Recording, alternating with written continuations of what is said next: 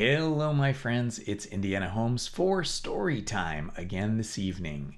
We continue with our story, The Three Musketeers, and tonight we start with chapter 35, All Cats Are Gray in the Dark. The evening so impatiently waited for by Porthos and D'Artagnan at last arrived, as was the custom. D'Artagnan presented himself at Milady's at about 9 o'clock. He found her in a charming humor. Never had he been so well received. Our Gascon knew, by the first glance of his eye, that his billet had been delivered, and that this billet had its effect. Kitty entered to bring some sherbet.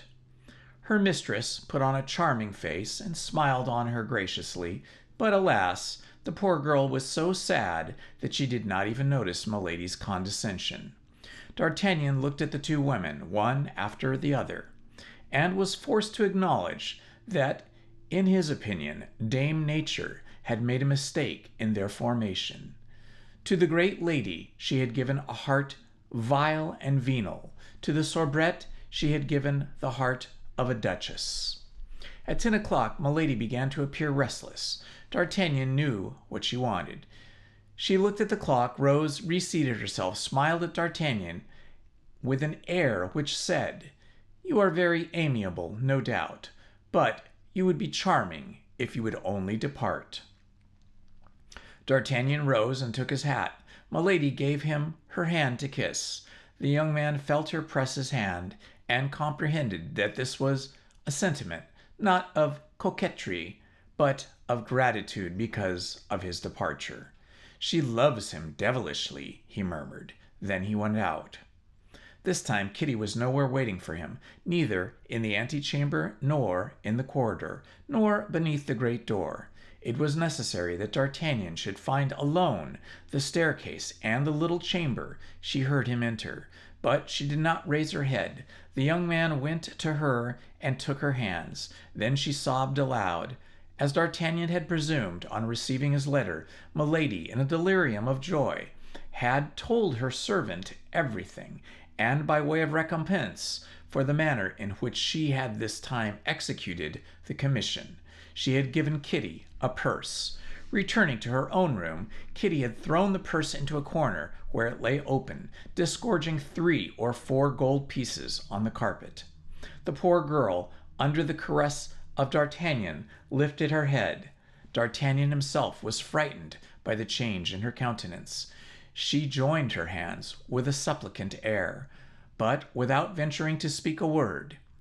As little sensitive as was the heart of D'Artagnan, he was touched by this mute sorrow, but he held too tenaciously to his projects, above all to this one, to change the program which he had laid out in advance. He did not therefore allow her any hope that he would flinch, only he represented his action as one of simple vengeance. For the rest of this vengeance was very easy for Milady. Doubtless to conceal her blushes from her lover, had ordered Kitty to extinguish all the lights in the apartment, and even in the little chamber itself. Before daybreak, Monsieur de Wardes must have taken his departure, still in obscurity. Presently they heard Milady retire to her room. D'Artagnan slipped into the wardrobe. Hardly was he concealed when the little bell sounded. Kitty went to her mistress, and did leave the door open, but the partition was so thin that you could hear nearly all that passed between the two women. Milady seemed overcome with joy, and Kitty repeat the smallest details of the pretended interview of the soubrette with de Wardes, when he received the letter. How he had responded, what was the expression of his face, if he seemed very amorous, and to all these questions poor Kitty, forced to put on a pleasant face, responded in a stifled voice, whose dolorous accent her mistress did not, however, remark, solely because happiness is egotistical. Finally, as the hour for her interview with the Count approached, Milady had everything about her darkened, and ordered Kitty to return to her own chamber, and introduce de Wardes whenever he presented himself. Kitty's detention was not long. Hardly had D'Artagnan seen through the crevice in the closet that the whole apartment was in obscurity. Then he slipped out of his concealment at the very moment when Kitty reclosed the door of communication. "What is that noise?" demanded Milady. "It is I," said D'Artagnan, in a subdued voice. "I, the Comte de Wardes."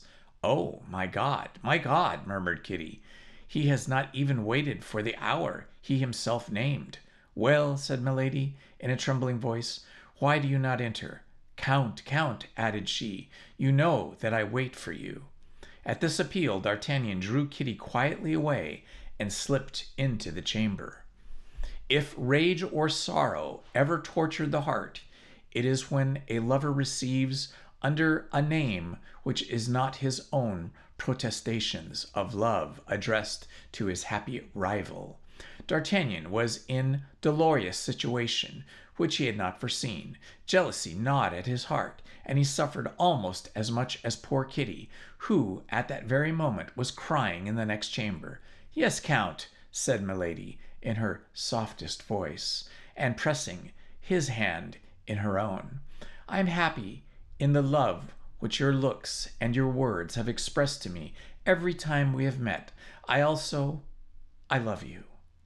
Oh, tomorrow, I must have some pledge from you which will prove that you will think of me, and that you may not forget me. Take this." And she slipped a ring from her finger onto D'Artagnan's. D'Artagnan remembered having seen the ring on the finger of Milady. It was a magnificent sapphire, encircled with brilliants. The first moan of D'Artagnan was to return it, but Milady added, "No, keep that ring for love of me. Besides, in accepting it," she added, in a voice full of emotion, "you render me a much greater service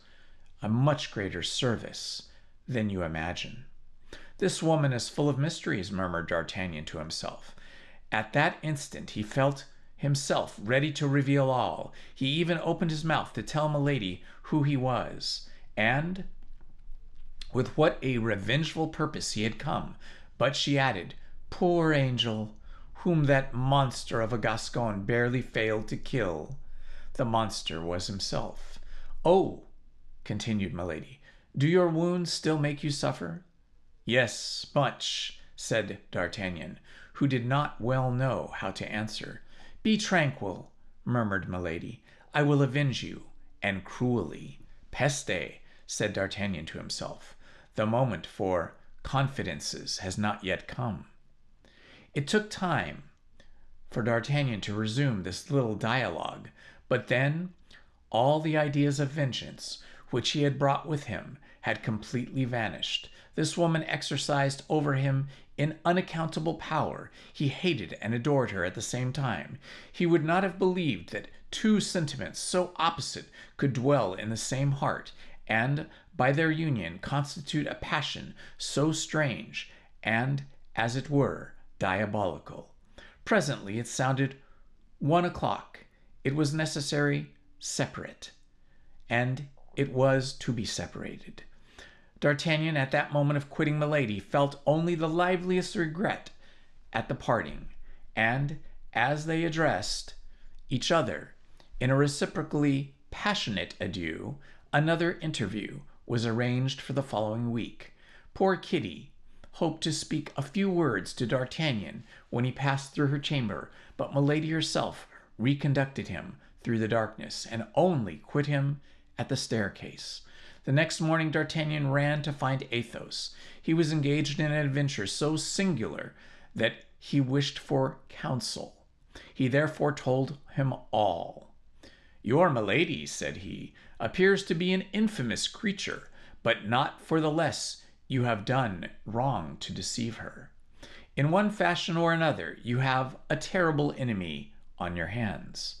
While thus speaking, Athos regarded with attention the sapphire set with diamonds which had taken on D'Artagnan's finger the place of the queen's ring, carefully kept in a casket.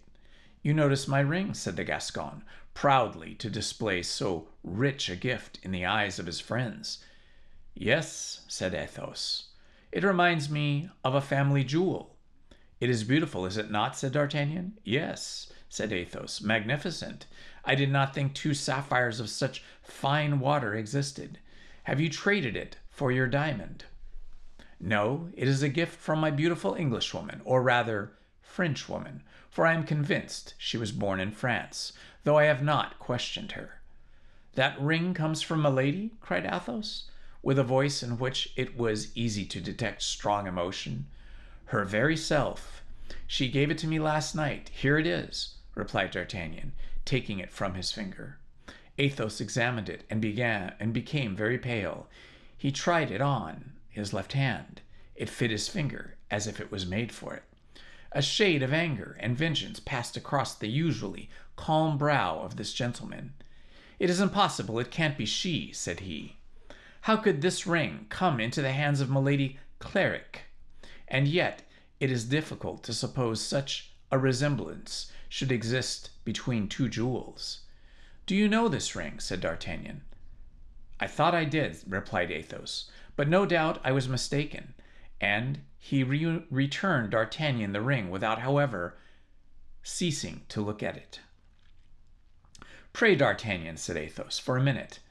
Either take off that ring or turn the mounting inside.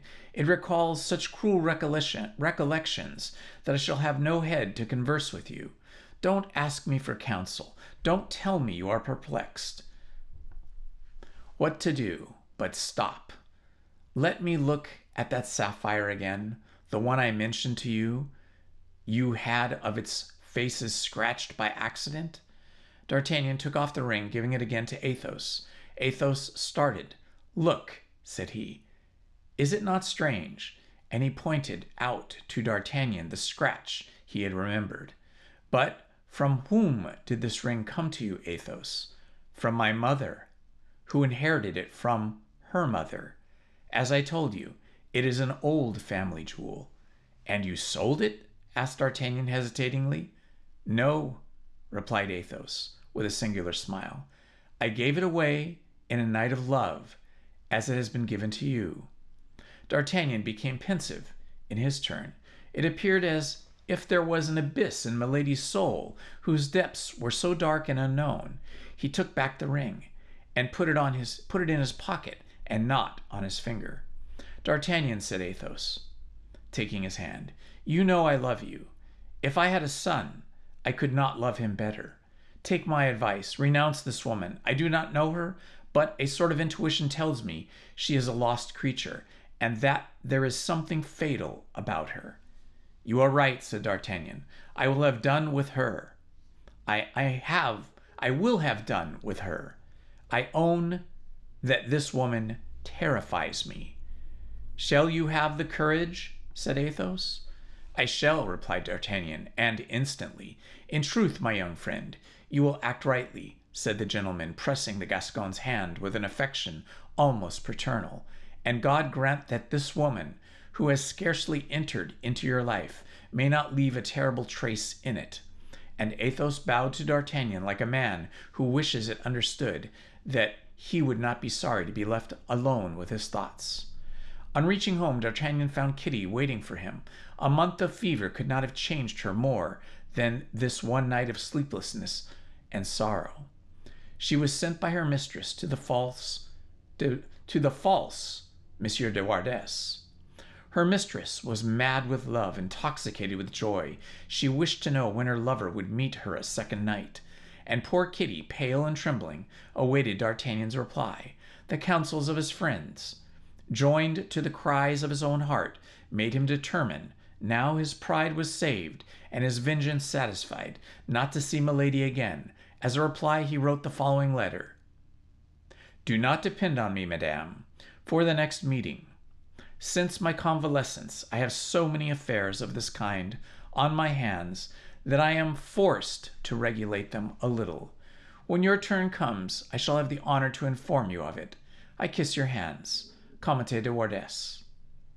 Not a word about the sapphire. Was the Gascon determined to keep it as a weapon against Milady? Or else, let us be frank, did he not reserve the sapphire as a last resource for his outfit? It would be wrong to judge the actions of one period from the point of view of another. That which now be considered as disgraceful to a gentleman was at the time quite simple and a natural affair, and the younger sons of the best families were frequently supported by their mistresses. D'Artagnan gave the open letter to Kitty, who at first was unable to comprehend it, but who became almost wild with joy on reading it a second time. She could scarcely believe in her happiness that D'Artagnan was forced to renew with the living voice the assurances which he had written, and whatever might be considering the violent character of Milady, the danger which the poor girl incurred in giving this billet to her mistress, she ran back to the place Royale as fast as her legs could carry her. The heart of the best woman is pitiless toward the sorrows of a rival. Milady opened the letter with eagerness equal to Kitty in bringing it in. But at the first words she read, she became livid. She crushed the paper in her hand, and turning with flashing eyes upon Kitty, she cried, "What is this letter?" "The answer to Madame's," replied Kitty, all in a tremble. "Impossible!" cried Milady. "It is impossible a gentleman could have written such a letter to a woman." Then all at once, starting, she cried, "My God, can he have..." and she stopped. She ground her teeth. She was the color of ashes. She tried to go toward the window for air, but she could only stretch forth her arms. Her legs failed her, and she sank into an armchair. Kitty, fearing she was ill, hastened toward her, and was beginning to open her dress, but Milady started up, pushing her away. "What do you want with me?" said she, "and why do you place your hand on me?" "I thought that Madame was ill, and I wished to bring her help," responded the maid, frightened and terrible, with a terrible expression which had come over her mistress's face. "I faint. Do you take me for half a woman? When I am insulted, I do not faint. I avenge myself." And she made a sign for Kitty to leave the room. Chapter 36. Dream of Vengeance. That evening Milady gave orders that when D'Artagnan came as usual, he should be immediately admitted, but he did not come. The next day Kitty went to see the young man again, and related to him all that had passed on the preceding evening. D'Artagnan smiled. This jealous anger of Milady was his revenge.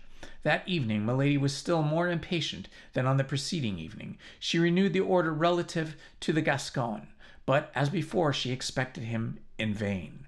The next morning, when Kitty presented herself at D'Artagnan's, she was no longer joyous and alert as on the 2 preceding days, but on the contrary sad as death. D'Artagnan asked the poor girl what was the matter with her, but she, as her only reply, drew a letter from her pocket and gave it to him. The letter was in Milady's handwriting, only this time it was addressed to Monsieur d'Artagnan and not to Monsieur de Wardes. He opened it and read it as follows: "Dear Monsieur d'Artagnan, it is wrong thus to neglect your friends, particularly at a moment you are about to leave them for so long time. My brother-in-law and myself expected you yesterday and the day before, but in vain. Will it be the same this evening?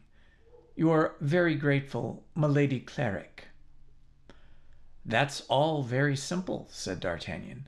"I expected this letter. My credit rises by the fall of that of the Comte de Wardes." "And will you go?" asked Kitty. "Listen to me, my dear girl," said the Gascon, who sought for an excuse, in his own eyes, for breaking the promise he had made Athos.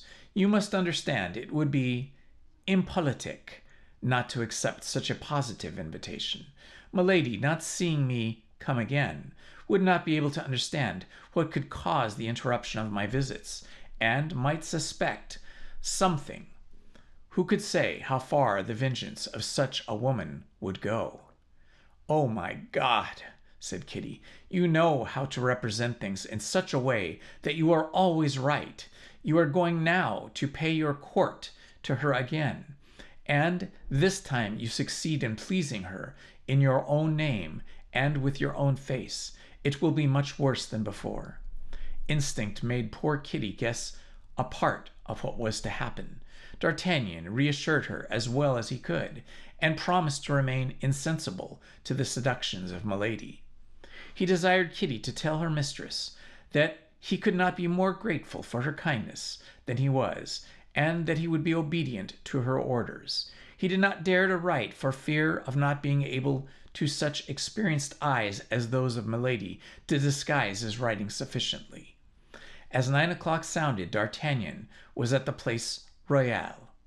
It was evident that the servants who waited in the antechamber were warned, for as soon as D'Artagnan appeared, before even he had asked Milady were visible, one of them ran to announce him.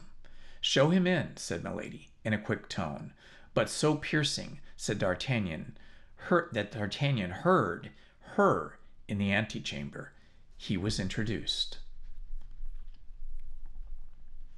"I am at home to nobody," said Milady. "Observe, to nobody." The servant went out. D'Artagnan cast an inquiring glance at Milady. She was pale and looked fatigued, either from tears or want of sleep.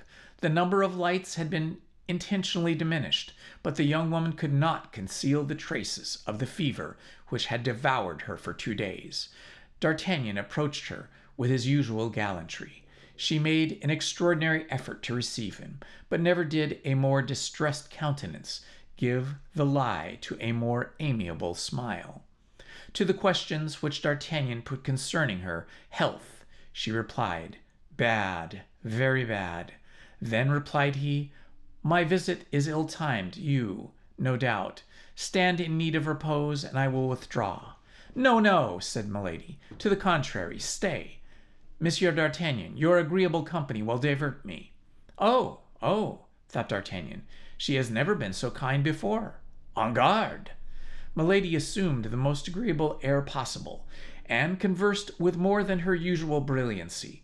At the same time, the fever, for which an instant abandoned her, returned to give luster to her eyes, color to her cheeks, and vermilion to her lips. D'Artagnan was again in the presence of the Circe, who had before surrounded him with her enchantments. His love, which he believed to be extinct, but which was only asleep, awoke again in his heart. Milady smiled, and D'Artagnan felt that he could damn himself for that smile. There was a moment at which he felt something like remorse. By degrees, Milady became more communicative. She asked D'Artagnan if he had a mistress. "Alas," said D'Artagnan, with the most sentimental air he could assume, "can you be cruel enough to put such a question to me, who, from the moment I saw you, have only breathed and sighed through you and for you?" Milady smiled with a strange smile. "Then you love me?" said she. "Have I any need to tell you so? Have you not perceived it? It may be, but you know the more hearts are worth the capture, the more difficult they are to be won." "Oh, difficulties do not affright me," said D'Artagnan. "I shrink before nothing but impossibilities." "Nothing is impossible," replied Milady. "So true love." "Nothing, madame, nothing," replied Milady. "The devil," thought D'Artagnan, "the note is changed. Is she going to fall in love with me by chance, this fair inconstant? And will she be disposed to give me myself another sapphire, like the one which she gave me for Monsieur de Wardes?" D'Artagnan rapidly drew his seat near Milady. "Well now," she said, "let us see what you would do to prove this love of which you speak. All that could be required of me, order, I am ready." "For everything?" "For everything," cried D'Artagnan, who knew beforehand that he had not much to risk in engaging himself thus. "Well, now let us talk a little seriously," said Milady, in her turn drawing her armchair nearer to D'Artagnan's chair. "I am all attention, madame," said he. Milady remained thoughtful and undecided for a moment. Then, as if appearing to have formed a resolution, she said, "I have an enemy." "You, madame?" said D'Artagnan, affecting surprise. "Is that possible? My God! good and beautiful as you are? A mortal enemy. Indeed, an enemy who has insulted me so cruelly that between him and me it is war to the death. May I reckon on you as an auxiliary?" D'Artagnan at once perceived the ground which was vindictive, and a vindictive creature wished to reach. "You may, madame," said he, with emphasis. "My arm and my life belong to you, like my love." "Then," said Milady, "since you are as generous as you are loving—" She stopped. "Well?" demanded D'Artagnan. "Well," replied Milady after a moment of silence, "from the present time, cease to talk of impossibilities." "Do not overwhelm me with happiness," cried D'Artagnan, throwing himself on his knees and covering with kisses the hands abandoned to him. "Avenge me of that infamous Monsieur de Wardes," said Milady, between her teeth, "and I shall soon know how to get rid of you, you double idiot, you animated sword blade." "Fall voluntarily into my arms, hypocritical and dangerous woman," said D'Artagnan, likewise to himself, "after having abused me with such effrontery, and afterwards I will laugh at you with him whom you wish me to kill." D'Artagnan lifted up his head. "I am ready," said he. "You have understood me, then, Monsieur d'Artagnan," said Milady. "I could interpret one of your looks. Then you would employ me, your arm, which has already acquired so much renown." "Instantly." "But on my part," said Milady, "how should I repay such a service? I know these lovers. They are men who do nothing for nothing." "You know the only reply that I desire," said D'Artagnan, "the only one worthy of you and of me." And he drew nearer to her. She scarcely resisted. "Interested man?" cried she, smiling. "Ah," cried D'Artagnan, really carried away by the passion of this woman, had the power to rekindle in his heart. "Ah, that is because my happiness appears so impossible to me, and I have such a fear that it should fly away from me like a dream that I paint and I pant to make a reality of it." "Well, merit this pretended happiness, then." "I am at your orders," said D'Artagnan. "Quite certain?" said Milady, with the last doubt. "Only name to me the base man that has brought tears into your beautiful eyes." "Who told you that I had been weeping?" said she.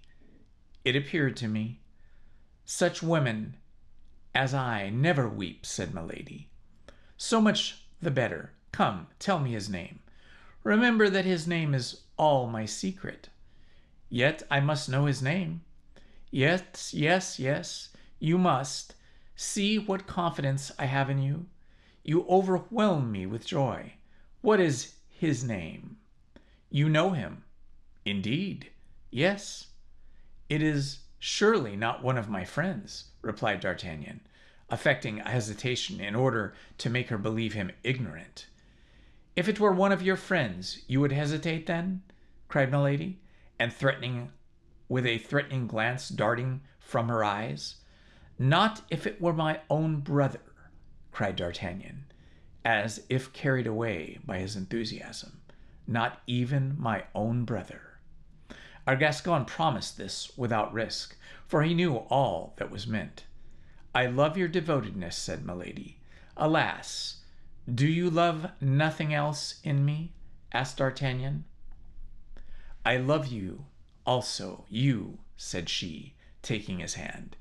The warm pressure made D'Artagnan tremble, as if by the touch that fever which consumed Milady attracted himself. "You love me, you," cried he. "Oh, if that were so, I should lose my reason." And he folded her arms in his. She made no effort to remove her lips from his kisses, only she did not respond to them. Her lips were cold. It appeared to D'Artagnan that she had embraced a statue. he was not the least intoxicated with joy. But, in fact, he was still intoxicated with joy. In fact, as he came to know, he believed he was electrified by joy and electrified by love. He almost believed in the tenderness of Milady. He almost believed in the crime of Monsieur de Wardes. If Monsieur de Wardes had, at that moment, been under his hand, he would have killed him. Milady seized the occasion. "His name is," said she, in her turn. "De Wardes. I know it," cried D'Artagnan. "And how do you know it?" asked Milady, seizing both his hands, and endeavoring to read with her eyes to the bottom of his heart. D'Artagnan felt he had allowed himself to be carried away, and that he had committed an error. "Tell me, tell me, tell me, tell me, I say," repeated Milady. "How do you know it?" "How do I know it?" said D'Artagnan. "Yes. I know it because yesterday Monsieur de Wardes, in a saloon where I was, showed a ring which he said he had received from you." "Wretch!" cried Milady. The epithet, as may be easily understood, resounded to the very bottom of D'Artagnan's heart. "Well," continued she, "well, I will avenge you of this wretch," replied D'Artagnan, giving himself the airs of Don Japhet of Armenia. "Thanks, my brave friend," cried Milady. "And when shall I be avenged?" "Tomorrow, immediately, when you please." Milady was about to cry out, "Immediately!" but she reflected that such precipitation would not be very gracious toward D'Artagnan. Besides, she had 1,000 precautions to take, 1,000 counsels to give to her defender, in order that he might avoid explanations with the Count before witnesses. All this was answered by an expression of D'Artagnan's. "Tomorrow," said he, "you will be avenged, or I shall be dead." "No," said she, "you will avenge me, but you will not be dead. He is a coward. With women, perhaps, but not with men. I know something of him. But it seems you had not much reason to complain of your fortune in your contest with him. Fortune is a courtesan. Favorable yesterday, she may turn her back tomorrow, which means that you now hesitate? No, I do not hesitate, God forbid. But would it be just to allow me to go to a possible death without having given me at least something more than hope?" Milady answered by a glance which said, "Is that all? Speak, then." And then accompanying the glance with explanatory words, "That is but too just," said she tenderly. "Oh, you are an angel!" exclaimed the young man. "Then all is agreeable," said she, "except that which I ask of you, dear love. But when I assure you that you may rely on my tenderness, I cannot wait until tomorrow." "Silence! I hear my brother. It will be useless for him to find you here." She rang the bell, and Kitty reappeared. "Go out this way," she said, opening a small private door, "and come back at 11 o'clock. We will then terminate this conversation. Kitty will conduct you to my antechamber, or to my chamber." The poor girl almost fainted at hearing these words. "Well, mademoiselle, what are you thinking about, standing there like a statue? Do as I bid you. Show the chevalier out. And this evening at 11 o'clock, you have heard what I said. It appears that these appointments are all made for 11 o'clock, thought D'Artagnan. That's a settled custom. Milady held out her hand to him, which he kissed tenderly.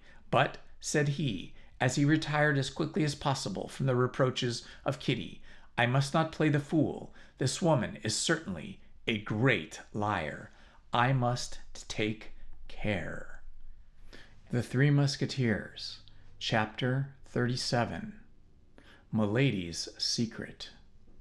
D'Artagnan left the hotel instead of going up at once to Kitty's chamber, as she endeavored to persuade him to do, and that for two reasons.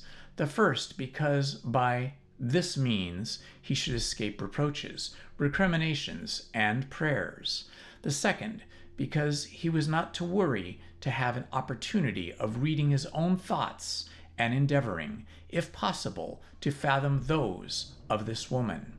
What was most clear in the matter was that D'Artagnan loved Milady like a madman, and that he did not love him, and that she did not love him at all.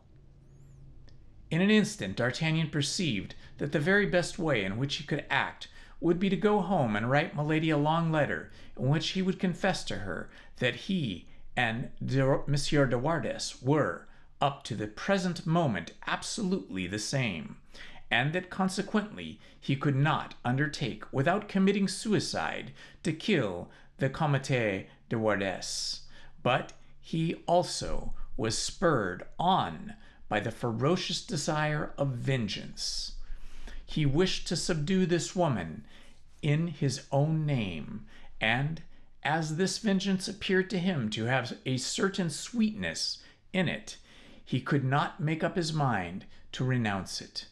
He walked 6 or 7 times round the Place Royale, turning at every 10 steps to look at the light in Milady's apartment, which was to be seen through the blinds. It was evident that this time the young woman was not in such haste to retire to her apartment as she had been the first. At length the light disappeared.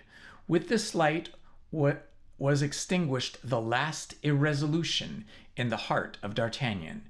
He recalled to his mind the details of the first night, and with a beating heart and a brain on fire he re-entered the hotel and flew toward Kitty's chamber. The poor girl, pale as death and trembling in her limbs, wished to delay her lover, but Milady, with her ear on the watch, had heard the noise D'Artagnan had made, and opening the door said, "Come in." All this was of such incredible immodesty, of such monstrous effrontery, that D'Artagnan could scarcely believe what he saw or what he heard.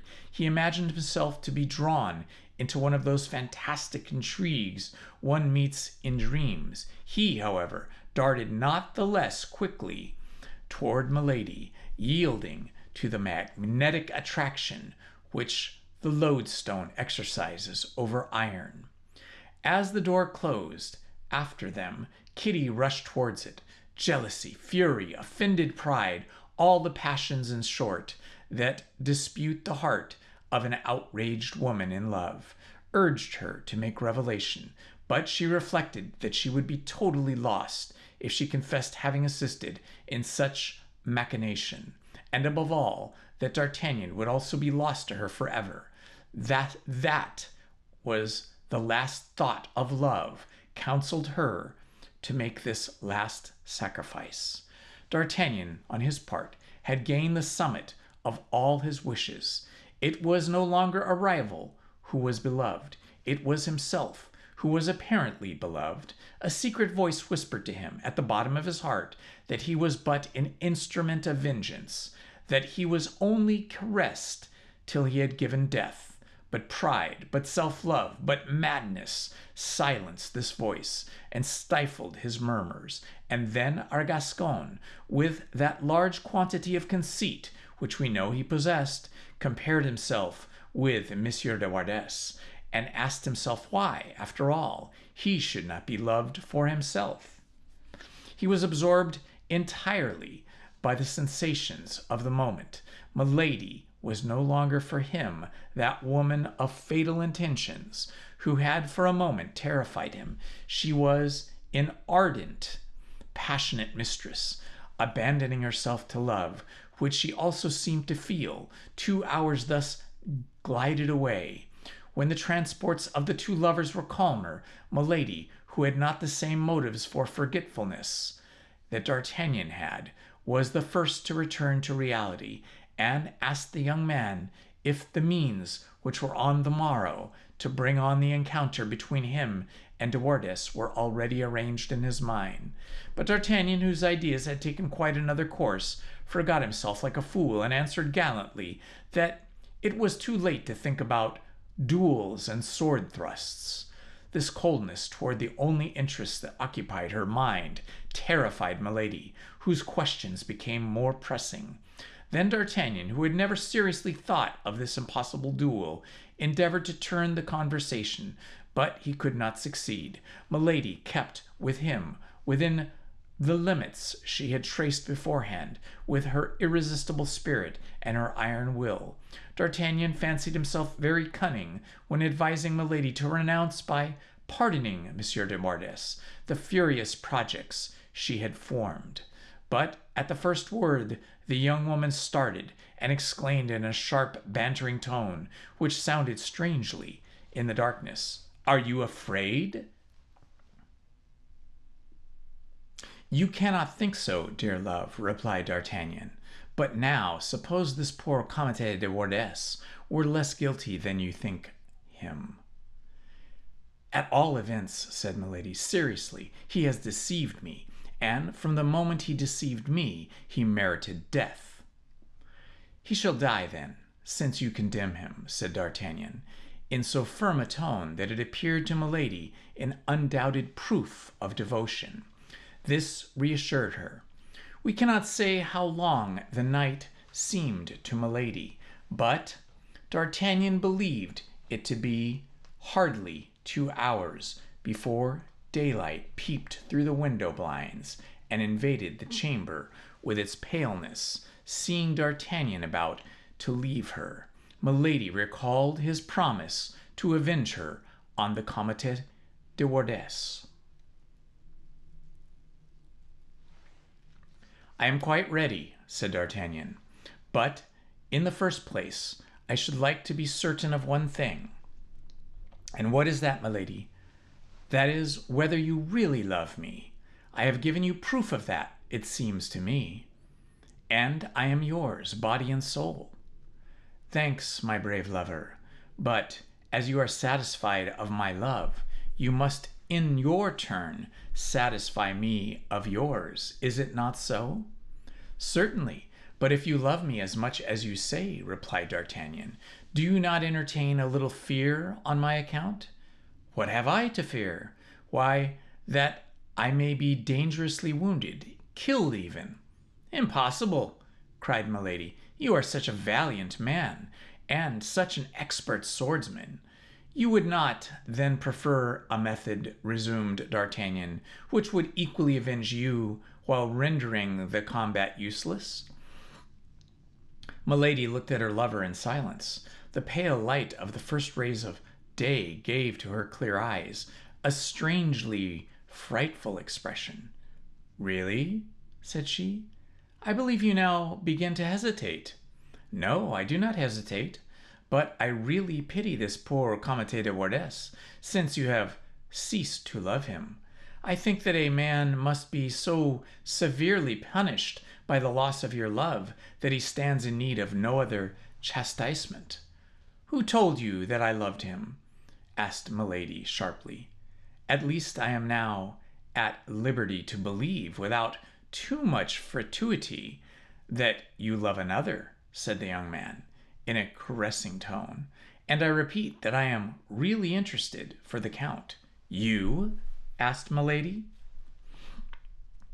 "Yes, I. And why you? Because I alone know." "What?" "That he is far from being, or rather having been, so guilty toward you as he appears." "Indeed!" said Milady, in an anxious tone. "Explain yourself, for I really cannot tell what you mean."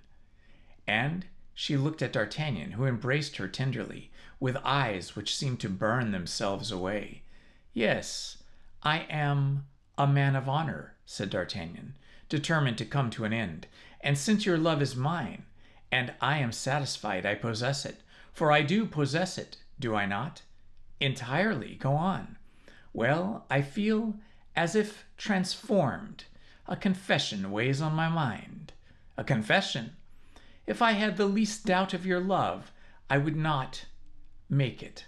But you love me, my beautiful mistress, do you not? Without doubt.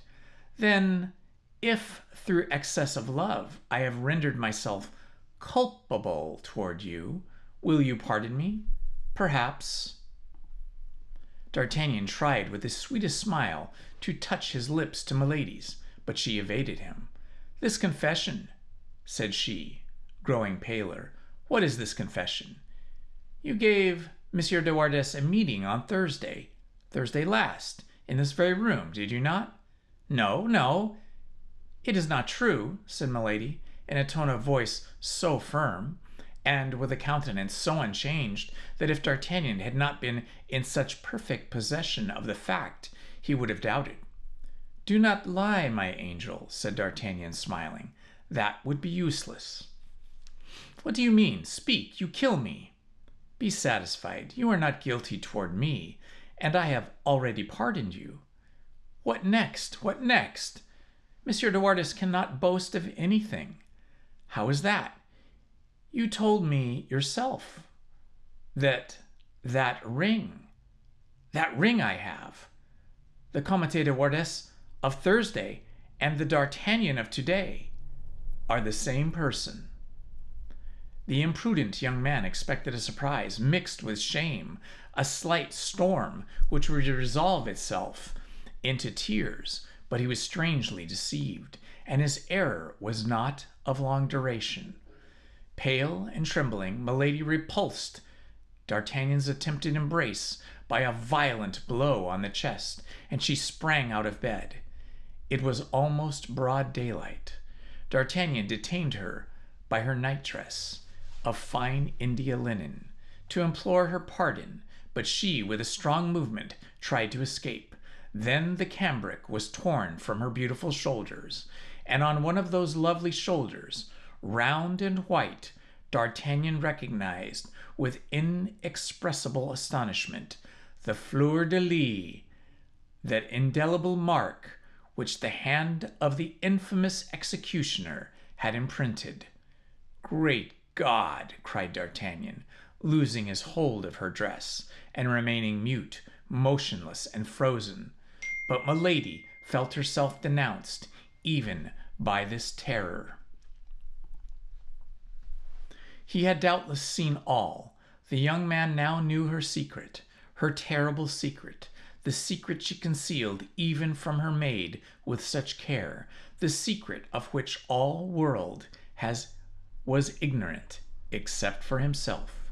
She turned upon him, no longer like a furious woman, but like a wounded panther. Ah, wretch! Cried she, you have basely betrayed me, and still more, you have my secret. You shall die. And she flew to a little inlaid casket which stood upon the dressing table, opened it with a feverish and trembling hand, drew from it a small poniard with a golden haft and a sharp thin blade, and then threw herself with a bound upon D'Artagnan.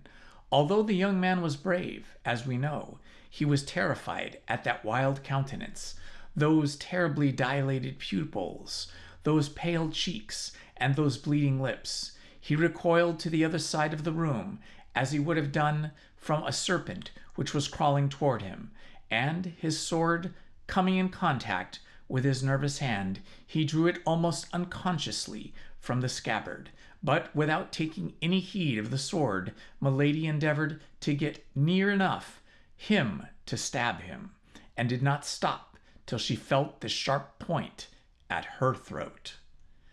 She then tried to seize the sword with her hands, but D'Artagnan kept it free from her grasp, and presenting the point, sometimes at her eyes, sometimes at her breast, compelled her to glide behind the bedstead, while he aimed at making his retreat by the door which led to Kitty's apartment. Milady, during this time, continued to strike at him with horrible fury, screaming in a formidable way. As all this, however, bore some resemblance to a duel, D'Artagnan began to recover himself little by little. "Well, beautiful lady, very well," said he, "but pardieu, if you don't calm yourself, I will design a second fleur-de-lis, upon one of those pretty cheeks. Scoundrel! Infamous scoundrel! howled Milady. But D'Artagnan, still keeping on the defensive, drew near to Kitty's door. At the noise they made, she, in overturning the furniture, in her efforts to get at him, he, in screening himself behind the furniture to keep out of her reach, Kitty opened the door. D'Artagnan, who had unceasingly maneuvered to gain this point, had not at more than 3 paces from it.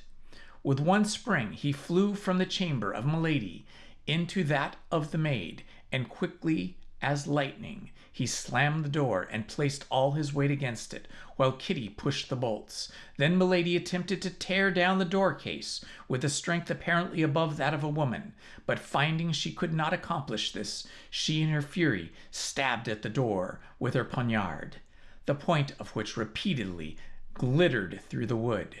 Every blow was accompanied with a terrible imprecation.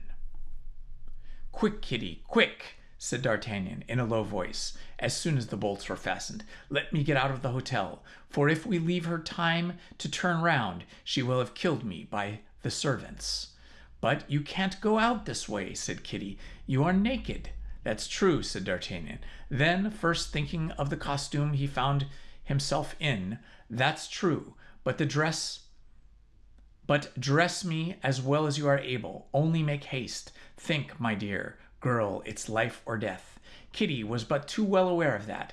In a turn of the hand she muffed him up in a flowered robe, a large hood, and a cloak. She gave him some slippers, in which he placed his naked feet, and then conducted him down the stairs. It was time. Milady had already rung her bell and roused the whole hotel. The porter was drawing the cord at the moment Milady cried from her window, "Don't open!" The young man fled while she was still threatening him with an impotent gesture.